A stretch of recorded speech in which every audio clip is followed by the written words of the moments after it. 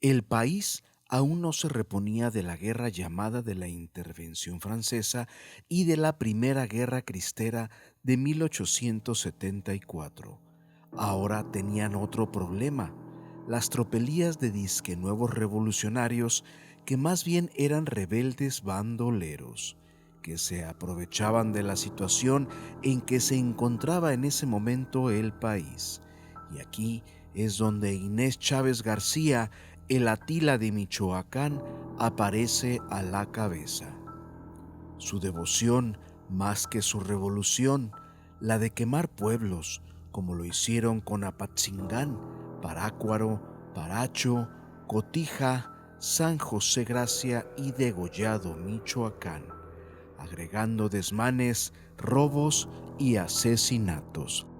Casi en su totalidad, los pueblos y ciudades donde atacaba Inés Chávez fueron reducidos a cenizas. Quemarlos fue una práctica común en sus incursiones, no quedaban exentos. El pasar por las armas o el cuchillo a los prisioneros, o inclusive en los pacíficos pobladores. La zona del Bajío Zamorano, comprendida por la región del estado de Michoacán, Ixtlán, Jaconá y Tlazazalca, de los años de 1911 a 1938. Inés Chávez García fue un hombre sin sentimientos, pero su fama era más bien producto de sus virtudes animales y sus vicios de hombre, asentados en ideologías demagógicas que rayaban en ejecuciones masivas. Pegaba y huía, luego regresaba y acababa, justificando estas acciones como acciones de guerra. José Inés Chávez nació el 19 de abril de 1889 en Rancho de Godino, municipio de José Sixto Verduzco, Michoacán. Fue subalterno de general Anastasio Pantoja, cuya muerte quiso vengar organizando una partida bajo la bandera del villismo. Para José Inés Chávez todo era cuestión de tiempo y lugar. Un día era zapatista, otro villista o carrancista, y finalmente terminó por ser adorador de Pancho Villa. Decía que nunca peleaba donde no le conviniera, mostrando con esto una habilidad de guerrillero. 400 hombres eran los que formaban su columna que aterrorizó a Michoacán, Guanajuato y Jalisco. Pero no fueron las balas, sino la epidemia conocida como influencia española, la que acabó con su vida el 11 de noviembre de 1918 en el Palacio Municipal de Purépero, Michoacán. Moría sin que su tropa ni su Estado Mayor se dieran cuenta. Curiosamente, ese día se firmaban los tratados de Versalles, con los que se ponía fin a la Primera Guerra Mundial. Inés Chávez García fue el más feroz de los cabecillas que habían merodeado en la República en esos años, y con su muerte y la de José Altamirano, su lugarteniente, se dio por concluida la revuelta en Michoacán. Dicen que Inés Chávez lo enterraron envuelto en un zarape. Después los chavistas se reunieron en el pueblo de Cabrío, en donde el cabecilla le comunicó a su madre el lugar en donde escondió valiosos tesoros consistentes en oro acuñado y alhajas, obtenidos durante su carrera de bandolero, cuestión que motivó que a la postre la anciana fuera asediada por las autoridades para que revelara el lugar donde se encontraba Chávez, o bien les entregara las joyas y alhajas. La ferocidad de Inés Chávez la escondía en su físico, por eso muchos se equivocaban cuando lo tenían frente a frente. Era chaparro, no gordo ni flaco, más bien robusto, moreno, con manchas de paño en sus mejillas, y pese a su mala fama, nunca permitió que sus soldados cometieran ninguna clase de abusos en la población de Purépero, Michoacán, porque ahí cada mes estaba de visita. Como estratega militar, fue el mejor de todos los villistas en Michoacán. La tropa en la que se dio de alta estaban al mando del general Gertrudis Sánchez.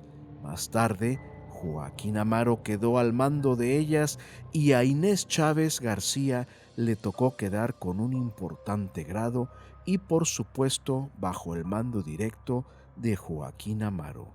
Su ejército, que se contó por miles, fue temido en todas las regiones de Michoacán, Jalisco y Guanajuato, por lo encarnizado de sus actos y su total carencia de piedad ante el vestido. En los años de 1915 a 1918, Inés Chávez, respaldado por sus hombres, a los que se les llamaba los Tigres Pintados, y claro que el pueblo michoacano supo plasmar con gran sensibilidad en corridos la ferocidad del llamado Atila de Jalisco y Guanajuato. Este corrido anónimo es uno de los tantos que se mantienen hoy en día. Voy a cantar unos versos, hoy por ser primera vez salió Rafael Espinosa en seguimiento de Inés. Salieron 200 hombres del partido carranista con orden de fusilar a todo el que sea villista.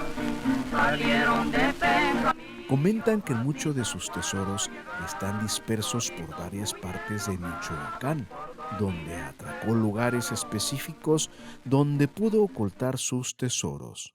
Un lugar llamado el Nido de Águilas y el Cerro de la Alberca, que está entre Carapan y Purépero. También existe un cerro llamado el Cerro del Metate. En este cerro se dice que Inés Chávez tenía su guarida o fue usado como escondite algunas veces.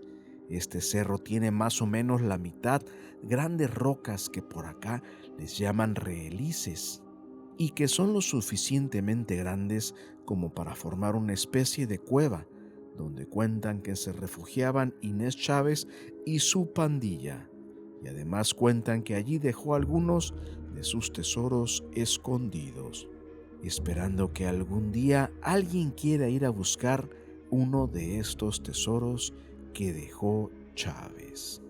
Existe otro cerro con el nombre del Cerro de la Alberca y está enfrente de Purépero hacia el oeste, o sea, hacia Zamora.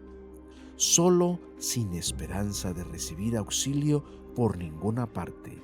No tenía puertos marítimos para pertrecharse, no contaba con armamentos, solo lo que le arrebataba al enemigo. No contaba con influencias de poderosos ni dinero, no más lo que le producían sus robos, saqueos y préstamos. Chávez García, una fuerza física admirable, duraba hasta 3 días y noches sin bajarse del caballo, sin comer, sin dormir y sin descanso alguno. También existe un documento llamado Magia y Leyenda Purépecha, donde hacen mención de un viejecito llamado Aurelio, que era también uno de los lugartenientes de Inés Chávez, y relata exactamente dónde escondieron parte de los tesoros de este bandido. Aquí el relato.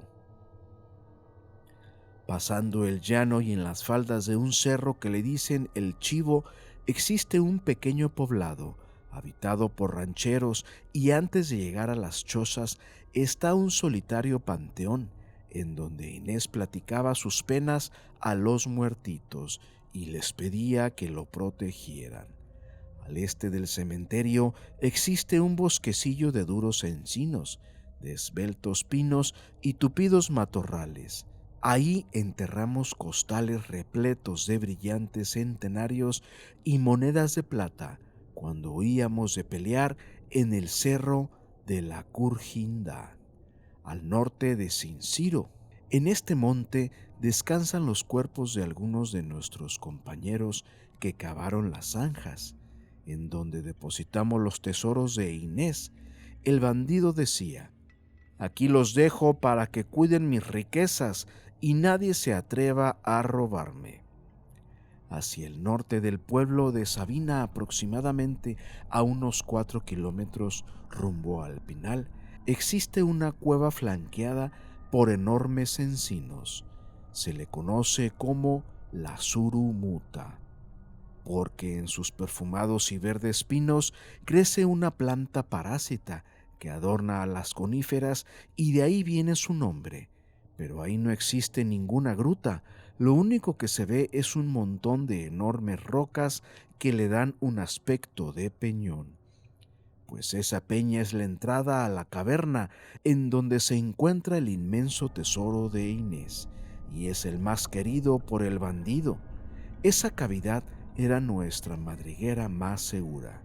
Por eso nadie nos encontraba. La gente decía, desaparecieron, se los llevó el viento.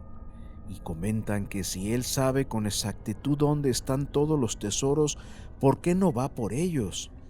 Donde el lugarteniente tranquilo contesta, tengo miedo de que los aparecidos de tanta gente que asesinamos por estos lugares despierten y me hagan pagar todas mis culpas.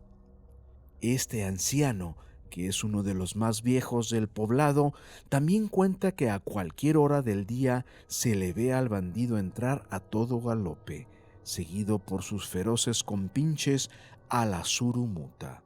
Dicen que la gran peña se abre como si fuera la cueva de los 40 ladrones. La caverna aparece y desaparece. Más tarde vuelven a salir en ruidoso tropel los vaporosos bandidos gritando incoherencias, perdiéndose por la serranía. Si te ha gustado esta historia de leyenda, por favor regálanos un like y suscríbete. Hasta pronto.